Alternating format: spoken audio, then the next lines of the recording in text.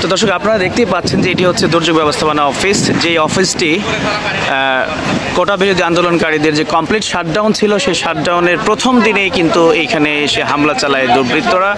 এই হামলায় কিন্তু পুড়ে গিয়েছে পুরো ভবনটি, পুড়ে গিয়েছে ভবনের সামনে যতগুলো সরকারি গাড়ি রয়েছে প্রত্যেকটি গাড়ি আগুন দিয়ে পুড়িয়ে দেওয়া হয়েছে, ভাঙচুর করা হয়েছে। আমরা আপনাদেরকে দেখানোর চেষ্টা করছি দুর্যোগ ব্যবস্থাপনা অফিসের সামনের দৃশ্য এটি। আমরা একটু ভিতরে যাওয়ার চেষ্টা করব, এখানকার অবস্থা দেখানোর চেষ্টা করব। এটি হচ্ছে রাজধানীর মহাখালীতে কমপ্লিট শাটডাউনের প্রথম দিনে কিন্তু এখানে হামলা করেছে হামলাকারীরা। আমরা একটু দেখানোর চেষ্টা করছি আপনাদেরকে, আমরা একটু ভিতরে যাওয়ার চেষ্টা করছি।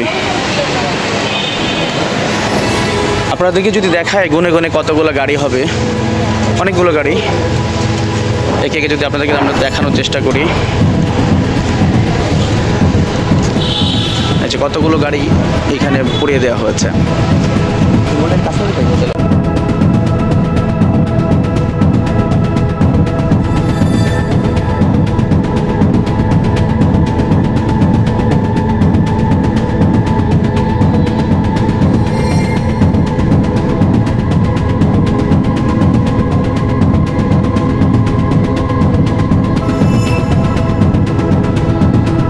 সেদিন বলতে পারবেন?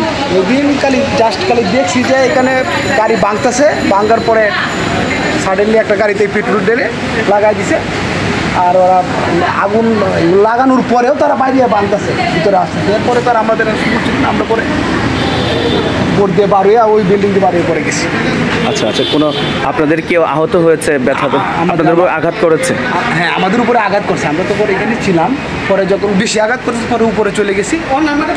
আর সাথে সাথে এক মিনিটের ভিতরে পুরাই যেন গাড়িতে একটা আমাদের পেট্রোল দিছে, তারপরে সিলিন্ডারের গাড়ি ছিল একটা থেকে একটা ধাও করে 1 মিনিটের ভিতরে, মানে 2-3 মিনিটের ভিতরে পুরো এরিয়া জুড়ে আগুন হয়ে গেছে। পরে আমাদের উপর দিয়ে সবাই আল্লাহ বাঁচাইছে, আমরা সবাই ওই দিক দিয়ে যেতে।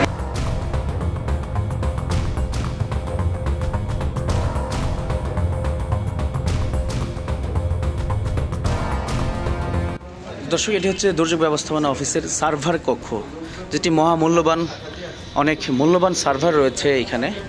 যে সার্ভার দিয়ে এখান সারা বাংলাদেশে সব কিছু নিয়ন্ত্রণ করা হতো, দুর্যোগ ব্যবস্থাপনার অর্থাৎ দুর্যোগের খবর সব কিছু নিয়ন্ত্রণ করা হতো এখান থেকে।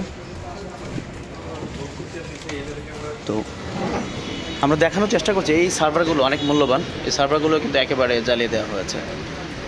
জানি না এগুলো স্বাভাবিক হতে কত সময় লাগবে।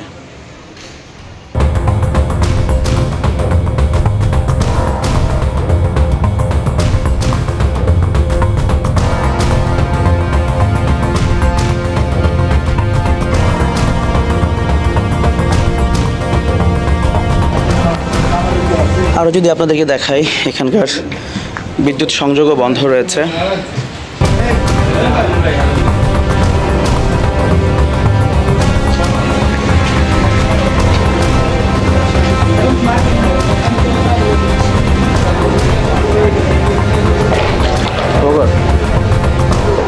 বেসমেন্ট ফ্লোর নিচের ওইটা, আর এই গ্রাউন্ড ফ্লোরটা সম্পূর্ণ পুড়ে গেছে। আমাদের গাড়ি যাই কিছু ছিল এখানে, ERCC কন্ট্রোল রুম ছিল, তারপরে সাব স্টেশন ছিল 1000 কেবিন, এগুলো সব মানে বসীভূত হয়ে গেছে। আনসার ক্যাম্প ছিল এটা পুড়ে ছাই হয়ে গেছে।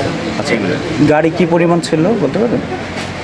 এটা সঠিক তথ্য আমাদের যানবাহন যে অফিসার উনি বলতে পারবে, আমার কাছে এরকম পুরোপুরি তথ্য আসলে নাই। মানে মূল কার্যক্রমে এই নিচতলা এবং এখানটা দিয়ে ছিল মানে আমাদের সারা বাংলাদেশের যে নিয়ন্ত্রণ কক্ষ আর কি, এটা ERCC emergency response centre, data centre এই পাশে ছিল। এখানে ডিসপ্লে রুমগুলো ছিল, এই পিছনে যেগুলো দেখতে পাচ্ছেন সব পুড়ে আছে এইগুলো। এটা থ্যাংক ইউ।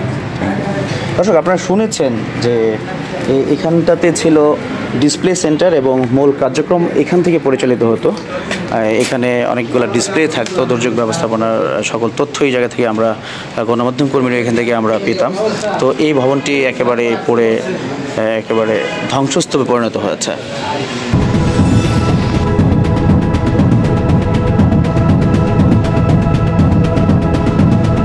এটি ছিল দুর্যোগ ব্যবস্থাপনা অফিসের আনসার ক্যাম্প।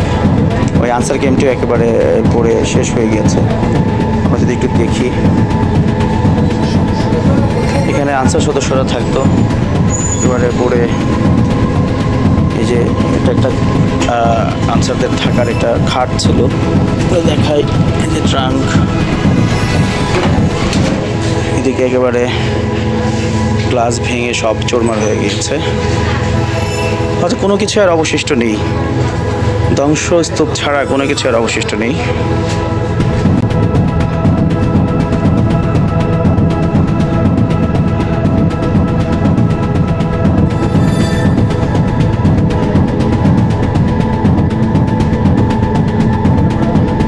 এটা হচ্ছে লিফট, লিফটের পাশেও একেবারে ধ্বংস।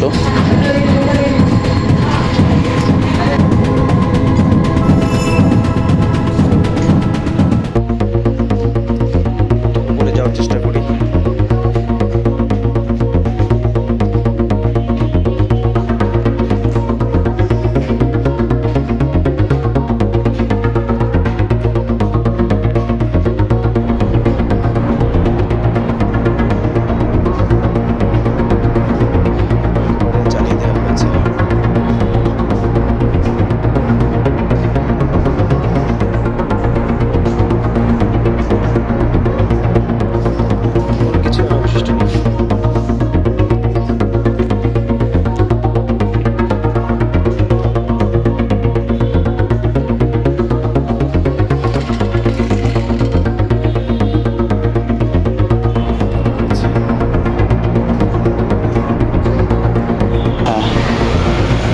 দুটি ফ্লোরে ব্যাপক ক্ষয়ক্ষতি হয়েছে।